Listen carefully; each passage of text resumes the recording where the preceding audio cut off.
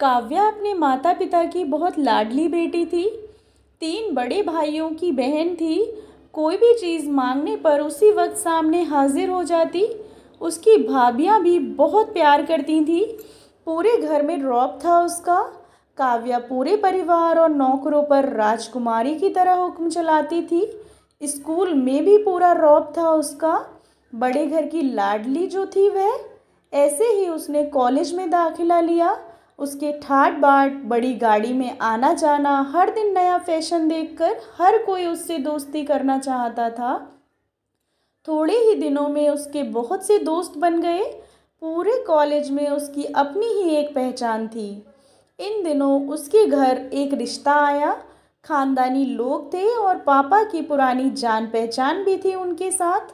काव्या के साथ कोई ज़बरदस्ती नहीं थी, पर काव्या ने फिर भी हाँ कर दी, क्योंकि वह अपने परिवार से बहुत प्यार करती थी।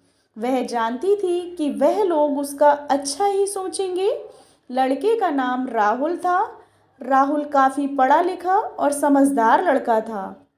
ससुराल वाले भी बहुत अच्छे थे।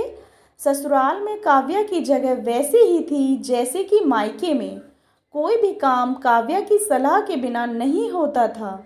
सबकी लाडली बहू बन गई थी वह। फिर उसके घर एक बेटे का जन्म हुआ और दादा दादी की खुशियों का तो ठिकाना ही नहीं रहा। बेटे का नाम प्रिंस रखा गया। प्रिंस तो काव्या को जान से प्यारा था।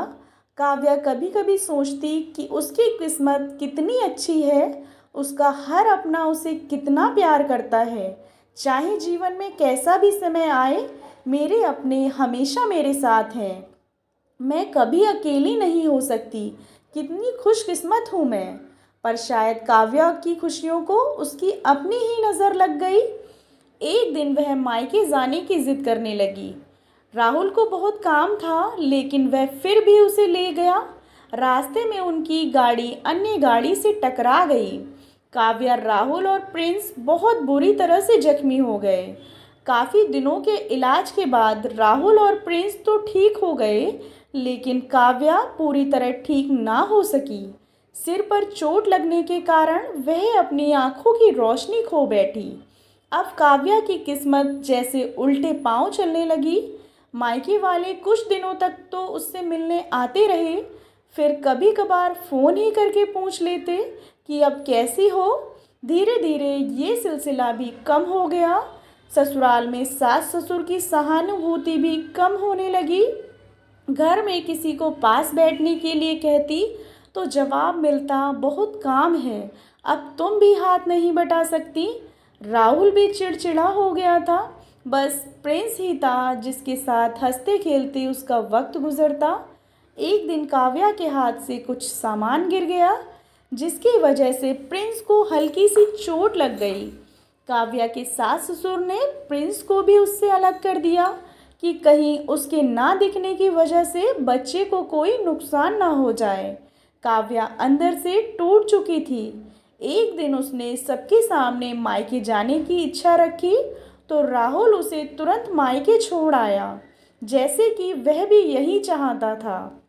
लेकिन प्रिंस को उसके साथ नहीं भेजा गया।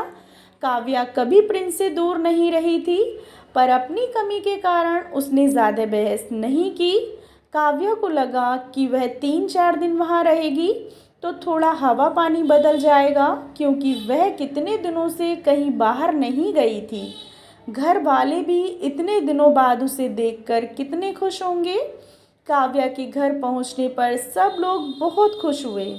खाने में भाभियों ने सब कुछ काव्या की पसंद का ही बनाया था। फिर उसने अपने मम्मी पापा और भाई भाभियों से दिल खोल कर बातें की। उनके छोटे छोटे बच्चे भी बुआ के साथ घुल मिल गए थे। रात को सोने के वक्त जब वह कपड़े बदलने लगी, तो उसे पता चला कि उसका बैग तो बहुत भरा हुआ है। वह सब समझ गई। वह बहुत उदास हो गई। कुछ दिनों तक तो सब ठीक रहा, फिर जैसे सब बदलने लगा, सबका व्यवहार बदल रहा था। वह लोग जैसे थक चुके थे उससे, और भाभियां घुमा फिरा कर पूछने लगी कि राहुल कब आ रहा है उसे लेने। वह बहाना बना देती, जबकि वह जानती थी कि उस घर में अब उसके लिए कोई जगह नहीं। काव्या से चलते वक्त कुछ न कुछ नुकसान हो जाता, थोड़ी बहुत टोका टाकी उसे सुनाई देती, वह टाल देती। एक दिन उसके हाथ से लगकर एक कीमती फूलदान टूट गया। छोटी भाभी ने बहुत हंगामा मचाया। काव्या के माता पिता रोज़ रोज़ के झमेलों से तंग आ गए थे। उन्होंने राहुल को खुद से फ़ोन कर दिया। राहुल काव्या को अपने घर ले गया। काव्या को अपने परिवार वालों से ये उम्मीद ना थी। जिस काव्या के कहे बिना घर में एक पत्ता भी नहीं हिलता था, उस घर के लिए वह अब बोझ बन चुकी थी। राहुल के साथ ससुराल आते वक्त वह बहुत खुश थी, क्योंकि वह अपने घर जा रही थी, अपने जिगर के टुकड़े प्रिंस के पास। परंतु यह खुशी भी कुछ पल की ही थी। सारा बंदोबस्त पहले ही किया हुआ था।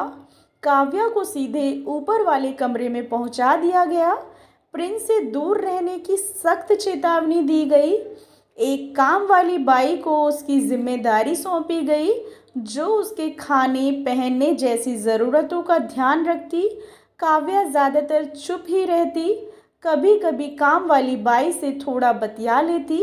उसके ज़रिए प्रिंस के बारे में पता चल जाता। सबकी लाडली बेटी और बहू सबके लिए लाडली से बोझ बन चुकी थी। दोस्तों, परिस्थिति चाहे जो भी हो, हमें अपनों का साथ कभी नहीं छोड़ना चाहिए। आशा करती हूँ आपको कहानी पसंद आई होगी। कहानी पसंद आई हो तो कहानी को लाइक एंड शेयर करें, और हाँ, चैनल को सब्सक्राइब ज़रूर करें। कहानी सुनने के लिए आप लोगों का बहुत बहुत धन्यवाद।